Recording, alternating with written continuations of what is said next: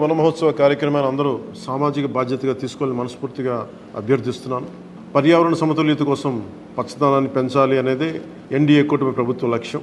29% ఉన్న పచ్చదనం 50% తీసుకెళ్లాలే లక్ష్యంగా పనిచేస్తున్నాం. ఈ వన మహోత్సవ కార్యక్రమంలో మరొక ముఖ్య విషయం, వృక్ష జాతుల ఎంపిక చాలా కీలకం. అవి స్వదేశీ వృక్ష జాతులను ఎంపిక చేసుకోవటం చాలా అవసరం. స్థానిక వృక్ష జాతులు నాటడం ద్వారా జీవ వైవిధ్యాన్ని, నేల ఆరోగ్యాన్ని మరియు పర్యావరణం మరియు మానవ ఆరోగ్యాన్ని కాపాడిన వాళ్ళు అవుతాం.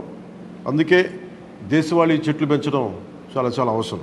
మన దేశ భూ వాతావరణ జీవ వైవిధ్యాన్ని ముప్పు కలిగించే అన్య దేశ జాతుల్ని నాటడం మనందరం మానుకోవాలి.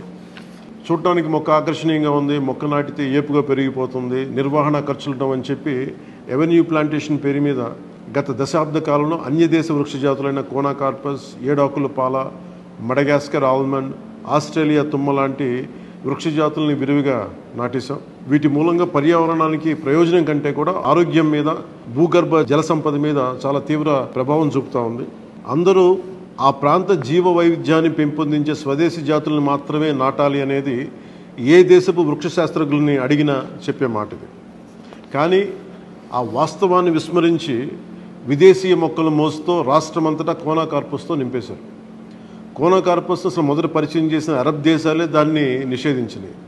ఎందుకంటే దాని దుష్ప్రభావాలను గుర్తించిన వెంటనే నిషేధించారు, తీసేశారు. మన దేశంలో తెలంగాణ, గుజరాత్, కర్ణాటక, అస్సాం ప్రభుత్వాలు కూడా వీటిని నిషేధించినాయి. ఈ కోనాకార్పస్ లాంటి విదేశ వృక్ష జాతుల మూలంగా జరిగే అనర్థాలు చాలా ఉన్నాయి. అవి ముఖ్యంగా మన భూగర్భ జల సంపదను హరించి వేస్తాయి, శ్వాస సంబంధ ఆరోగ్య సమస్యలకి కారణమవుతున్నాయి. కోనాకార్పస్ ఎలాంటి వృక్ష జాతి అంటే పశువులు తినవు, పక్షులు గూడు పెట్టవు, కనీసం పక్షులు కూడా వాలవు. చెట్టుని చేమని ఆధారంగా చేసుకుని బతికే క్రిమికీటకాలు కూడా ఈ చెట్లు జోలికి రావు. పక్షులే దూరంగా ఉండే ఈ మొక్కల్ని మనం మోజులో పడి ఎందుకు వేయాలి అనేది కీలకమైన ప్రశ్న.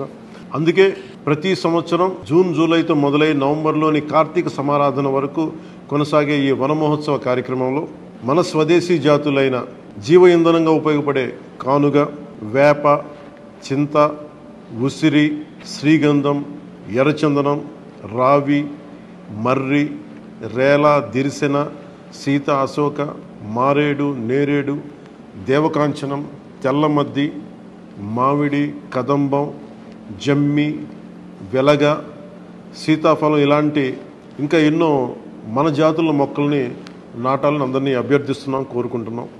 29% ఉన్న మన పచ్చదనాన్ని 50% తీసుకెళ్లే లక్ష్యంగా చంద్రబాబు నాయుడు గారి నాయకత్వంలో కూటమి ప్రభుత్వం పనిచేస్తుంది. అందరం కలిసి పచ్చదనాన్ని పెంచుకుందాం, పర్యావరణాన్ని కాపాడుకుందామని తెలియజేసుకుంటూ జై హింద్.